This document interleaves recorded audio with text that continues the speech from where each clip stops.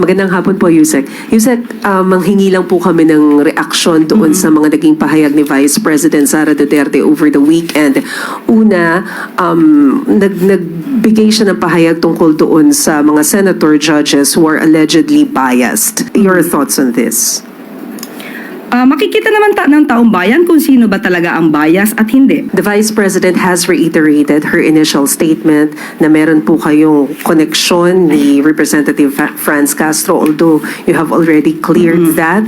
Once again, pwede po bang paki-explain ulit yun? Because she also reiterated yung garbage in, garbage out na statement niya. Yun na nga po, nakakalungkot dahil mismo ang Vice President, ang Vice Presidente, ay nagiging paulit-ulit na source ng fake news. Anli.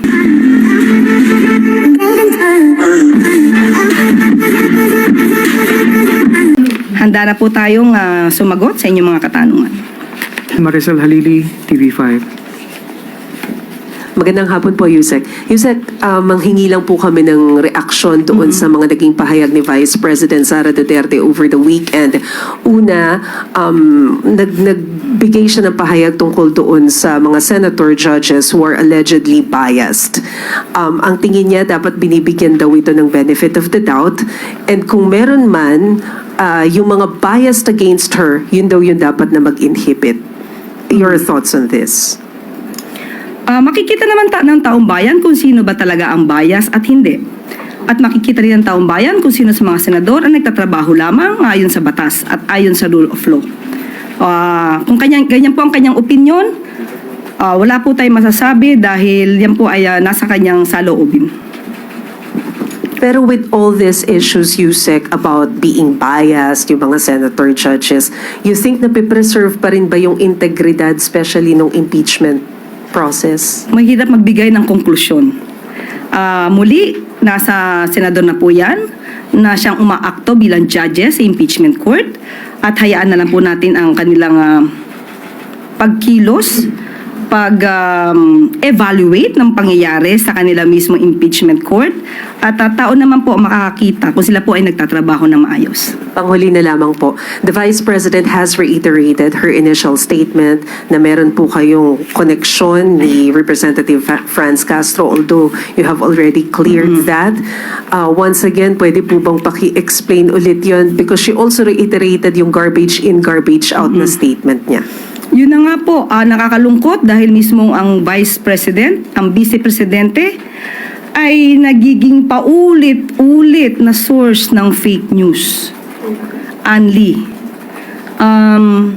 Alam na natin, katulad na sinabi ni Ms. Maricel, maliwanag na po ang ating sinabi patungkol dyan. At kayo po mismo, mga taga-media, ay naiintindihan na po ito. So nakakalungkot na ang Vice Presidente ay hindi po naiintindihan ang ating sinasabi. So nagiging source of fake news na po or disinformation ng ating Vice Presidente at hindi ito maganda para sa kanya bilang pangalawang nakakataas na leader ng bansa. Marami na rin po siya nabanggit patungkol sa fake news, patungkol sa Pangulo, patungkol sa First Lady, patungkol na rin sa bigas na sinabi niyang maaaring pagkain lang sa baboy. So, sana wag manatili ang pagiging source niya ng fake news bilang Vice Presidente. Salamat po. Thank you, Mase. Next question, Tina Maralit ng Manila Times. Magandang umaga po, Yusek. Magandang umaga po, Yusek. Over the weekend po, the PNP Highway Patrol Group accosted two individuals for a traffic violation, and it was later found out that they are involved in an extortion scheme at ginagamit po ang pangalan ng first couple, particularly First Lady Lisa Marcos. May nakarating na po ba ito sa first couple? Ang balita pong yan ay hindi po natin batid kung nakaalam sa kanila, nakarating sa kanilang personal. Pero ang ganyang mga aksyon ay isang krimen. Usurpation of authority, nagpapanggap na may kapangyarihan, pero ang kanilang nagiging trabaho ay pag-extort. Ito'y nakakasira sa ating institusyon. Kailangan lamang po talaga silang mademanda, kailangan lang po silang managot sa batas. Follow-up lang po, ma'am. And it was found out na hindi po ito yung unang pangyayari. Last year po, nahuli na rin po itong same individuals for the same offense, pero nakapagpiyansa. May mensahe po kaya ang palasyo sa mga otoridad? Sa mga ganyan po, hindi po ito dapat pinapalagpas. Ang managot, ang dapat managot ay dapat panagutin. Hindi natin kasi masisisi kung ang kanyang offense na nakumit ay bailable at talaga makakatakas siya. Pero with this, siguro, tignan po natin, kung ganyan pa rin ang kaso, bailable pa rin yan. Pero sana, with all of you, tulungan natin ang ating gobyerno na mapakita natin itong mga klaseng tao na ito sa pamamagitan din ng pagpapahayag patungkol sa kanilang mga gawain. Maraming Thank salamat you. po. Maraming salamat, Tina Maralit. Next question, Rich Bon Quevedo, Daily Tribune. Good afternoon po, Yusek. AI-generated videos are circulating online, tackling on big issues such as the impeachment case of Vice President Sara Duterte. And this particular video po was shared by Senator Bato de la Rosa and reportedly by Davao City Mayor Baste Duterte. What is Malacanang's reaction to this po, considering that this technology can border on deepfake videos which can mimic even President Marcos, and what are the steps po na that the PCO will take regarding this issue po? Ang pag-share ng mga katulad na ganyan, muli, disinformation, fake news, hindi po sana nanggagaling sa mga opisyal ng pamahalaan. Nakakaduda, mas nakakawala ng tiwala kung mismo sa matataas na opisyal nanggagaling ang mga disinformation at fake news. At mabuti po at ito ay na-correct at napansin po ng ating mga kababayan.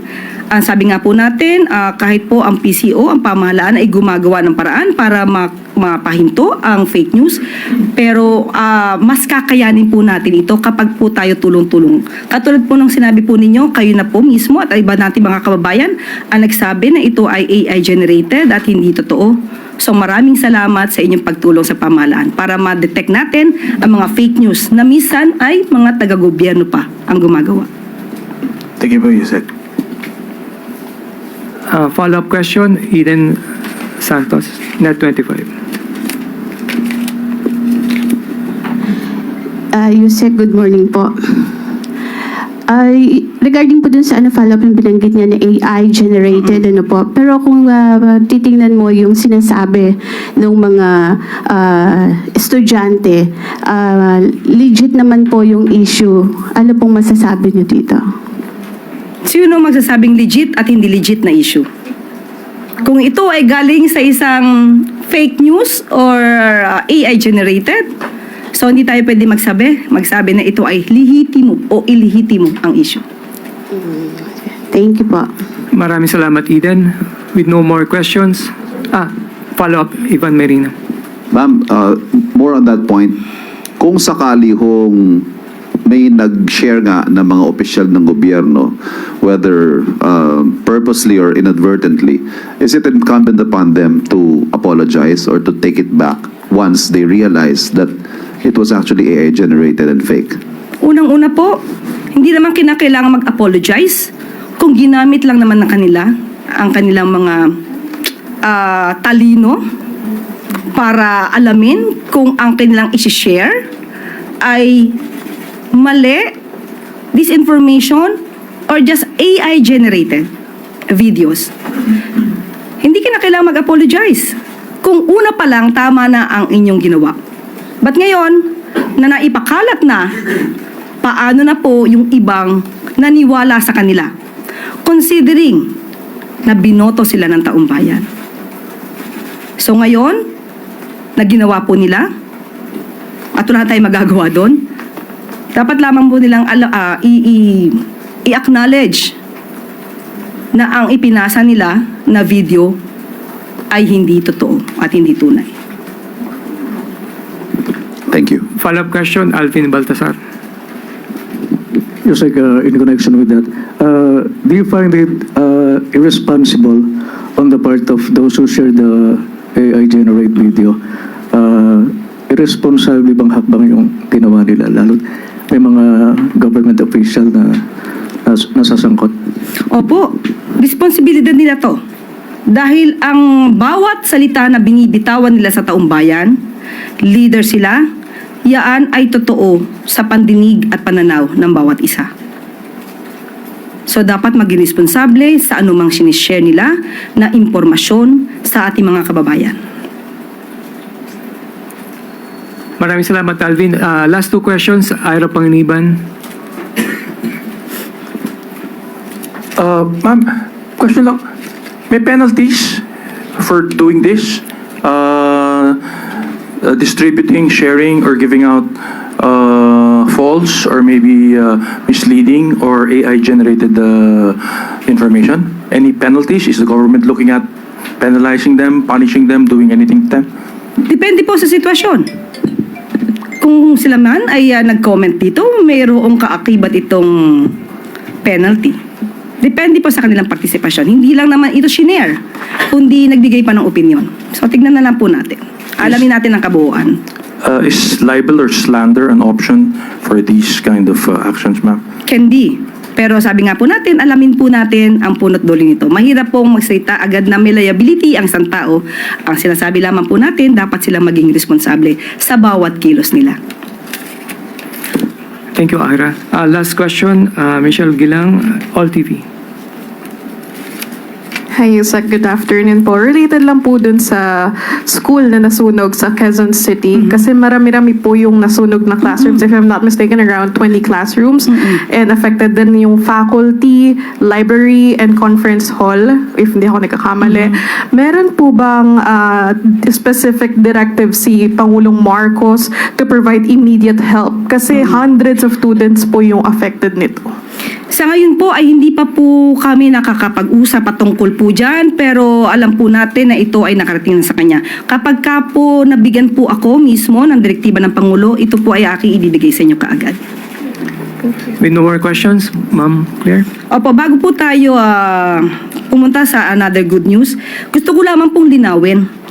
Nagkaroon po kasi na ito po ay na-air sa News 5 through Braille Mondihar and sa panayam kay Senator Sherwin Gatchalian, Bantay Balita with Miss Aiza and Nimpa. Nagtanong po kasi sila dito at naibalita na ang Pangulo ay open for dialogue in relation to the impeachment issues. Pero naipaliwanag po natin yan. Nagtanong po si Mr. Ivan Mayrina. Ang sinabi ko pong maliwanag na open ang Pangulo sa dialogue pero hindi po patungkol sa impeachment issue. Maliwanag ko po sinabi yan. Kasi ang lumalabas po na itanong kay Senator Gatchalian at kay Vice Presidente kung ano masasabi patungkol sa pag na-open ang Pangulo or bukas ang Pangulo sa dialogo patungkol sa impeachment issue. So gusto ko lamang po yung i-correct. Hindi po open ang Pangulo sa dialogo sa dalawang liderato ng Congress patungkol po sa impeachment issues. Sa ibang bagay patungkol sa batas or bill, maaari pong pag-usapan kung hindi sila nagkakasundo at hindi nagiging maganda ang kanilang relasyon. So yun lang po yung ating gustong liwanagin. Okay? So patuloy na pinatunayan ng ating mga kababayan ang kanilang angking katapangan at kabayanihan. Lagpas 20 million pesos na halaga ng illegal na droga ang na-recover ng mga ahensya ng gobyerno sa tulong ng isang concerned citizen at dalawang fisherman sa Ilocos Norte.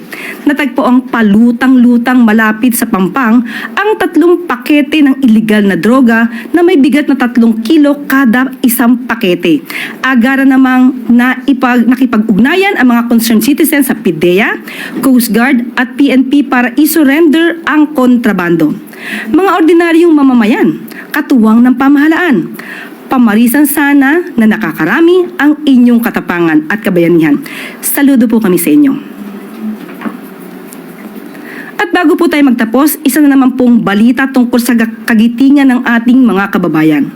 Heroes welcome ang sumalubong kay Captain Roybel Tabobo dahil sa pinamalas itong giting at husay sa pag-rescue sa crew ng isang lumubog na container ship sa karagatan ng Kerala, India.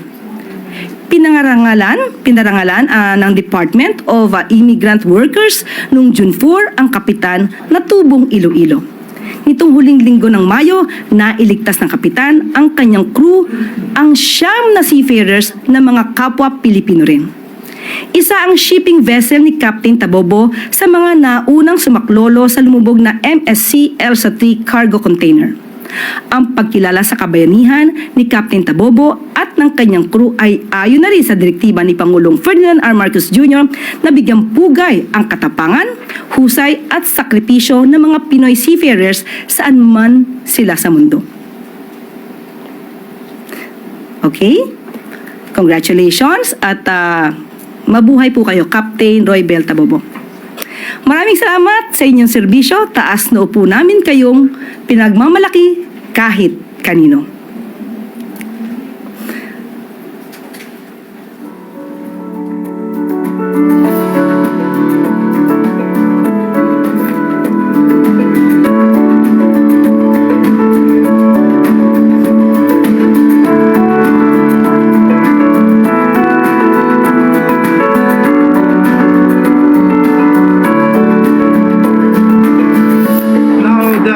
Survivors already go to the intercourse. Okay, thank you. We will proceed to our next part. We'll say goodbye. Thank you.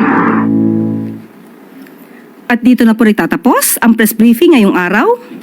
Magandang tanghali para sa bagong Pilipinas.